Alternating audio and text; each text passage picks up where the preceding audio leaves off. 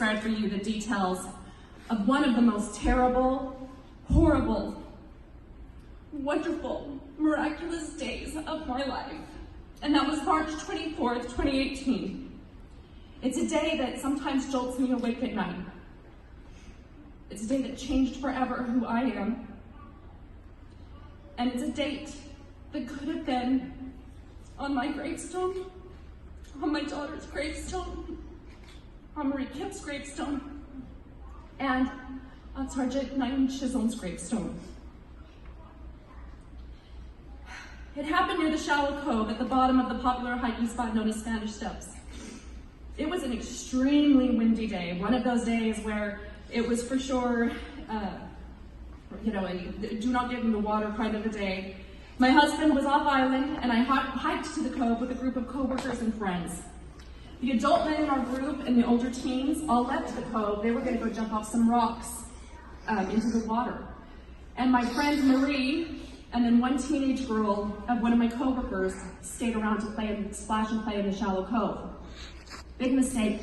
I didn't bring any life jackets with me because I just thought we're hiking to the bottom and we're just going to splash on the beach. We're not going to get in any deep water. I asked, because I'm a bit of a helicopter parent, I have Madison in my arms, and I asked the teenage girl, will you please be right on top of Nick? Don't let him get anywhere. I know the water's just only, barely up to his knees, but I just am too worried. At one point, Marie noticed it was such a beautiful day and glorious with the waves between two rocks. You could see the beautiful majesty of the waves crashing in. And so I started walking over with Madison in my arms, and the teenage girl had Nicholas, he had his legs wrapped around her waist, and they walked over behind so we could look out between the rocks at the beautiful waves. I had no idea. Danger, danger, danger. Everybody here, if there's an opening, I didn't know. And as I stepped in to get a little bit closer look, the water was a little bit deeper, and all of a sudden, I started feeling a sucking motion pulling Madison from my arms. Still not recognizing any danger, I just kind of went with it and drew her into my chest. All of a sudden, I'm out of the cove and I'm in water I can't touch the bottom. It's over my head. I have a baby, and she's a heavy one, in one arm, and I'm trying to doggy paddle with my other arm and my legs. But I still didn't think, that this was that dangerous of a situation. Luckily, I have a friend like Marie Kip. Everybody needs a friend like this, who came right behind me. There she was, just right at my side, helping. And immediately we both know, okay, what you're supposed to do when you're in this situation, right? Marie starts saying, get on your back, we need to get on our back and conserve energy. I turn around and I tell the teenage girl who has Nicholas, get back, get back, get back, it sucks you out. And Marie starts saying, okay, get on your back, we need to conserve energy. And I keep thinking, okay, riptide. You go perpendicular to the riptide. We gotta go perpendicular. But having Madison in my arm and trying to swim, I couldn't. Perpendicular was a trajectory out to sea. The way we were being sucked was a trajectory that would take us further out to sea. We needed to go that way, but we couldn't. Even still, I thought we're gonna get ourselves out of this situation, right, Marie? We're holding on to each other and trying to get back. It's amazing though, that how quickly you lose strength. You run out of time. Your options start running out pretty quick. So Marie and I looked at Courtney and we said, you gotta go for help. We're gonna need help. So she left and we were just trying to keep afloat. And I started thinking, wow, how did I get myself into this situation? How did I end up here? I really realized that the situation was dire when I looked back and Courtney was shaking her head no. She'd been out trying to recruit people to come. And I could see between the rocks, there were about 7 adults out there. And I could see some people, curious, kind of looking at what was going on with the commotion, but nobody was coming. I used to work in news in the San Francisco Bay Area, and I know all too well that time and time again, we report to people, don't go in the water after someone that's drowning. Don't go in after a dog that's drowning. Usually the person that goes in to save ends up drowning themselves. And so I knew I couldn't blame them. But it made me realize what a crazy situation I got myself into.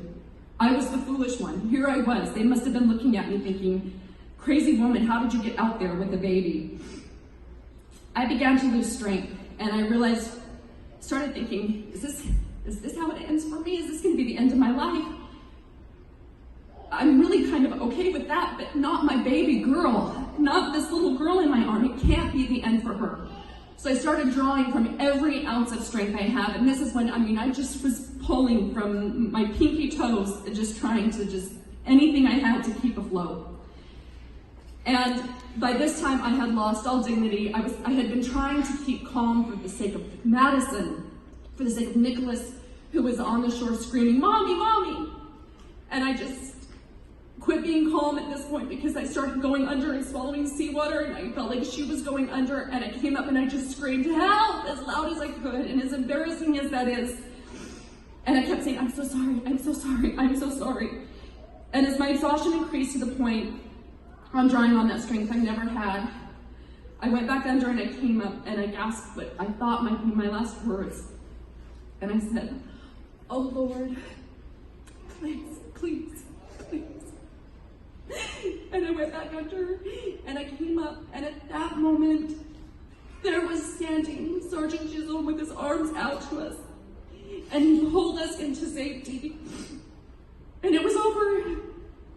We were saved. Thank God. Thank God. We were saved. And for the next few minutes, we all just sat on the rocky shore in shock. My 4-year-old boy was sobbing. I was holding him. I was holding on to my baby girl. We're all hugging each other. And it was just surreal. There is no doubt we would not have lasted much longer. There is no doubt that Naeem saved our lives. "I must know your name," I said to him. "You know you are a hero." And he was just quiet, as those of you that know him, that's pretty much his nature. And there was this beautiful girl next to him, woman, and she was all dressed up. I then noticed, she's dressed up in sandals and a lace dress, and he's not wearing a swimsuit. And I said, "Oh my gosh, you're not even down here to swim. She probably wants to kill you. You totally risked your lives for us." And that's when Naeem looked up at me and said, "No, ma'am, I can't swim."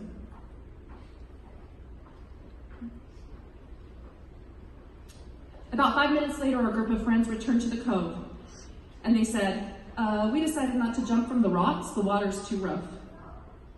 And Marie and I were like, "Yeah, tell us about it." I cannot express how Sergeant Chisholm has forever changed my life. Not only did he step up when no one else would, but he was in no position to take on the task. He did it anyway, and I am forever grateful to him for his true courage, strength, and selflessness. I am so grateful that for whatever reason, he was on this earth in Guam, hiked the Spanish Steps, and was on that shore that very morning when Madison, Marie, and I needed him most. As difficult as it is for me to retell this story and recall the horrifying details of that day, it is my duty because of my deep gratitude, and I want to share the unselfishness and bravery of Naeem Chisholm and the miracle that took place that morning. Oftentimes, in fact, most of us will live our entire lives, although I shouldn't say that to a group of soldiers, but many of us live our lives without ever knowing really how we would act if we were put in the position of life and death. But without hesitation, Sergeant Chisholm did a fearless act of bravery.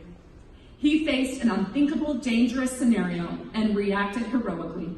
And he has proven himself to be a rare human being. I am deeply grateful to the Army for recognizing him today.